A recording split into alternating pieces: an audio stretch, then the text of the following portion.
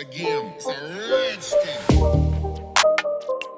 Iman Ali is considered one of the top models in Pakistan. Because looking at their face, fitness, and health, it seems as if nature has given them immense beauty.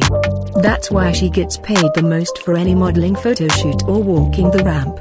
Most people did not know that Iman Ali is the eldest daughter of legendary Pakistani actor Abid Ali. As well as being a model, she is a successful TV actress and has acted in many Pakistani films. Her film Kuda Kala has also achieved a record success. She has also won the Best Actress award at the Lux Style Awards for this film. If we talk about her age at that time, she is 40 years old.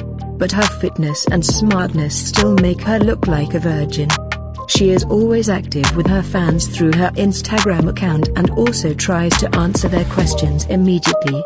Iman Ali started her married life in 2019 by marrying Babar Bhatti. Here we tell you that Babar Bhatti, the husband of Iman Ali, is a Canadian businessman and the grandson of Major Raja Aziz Bhatti.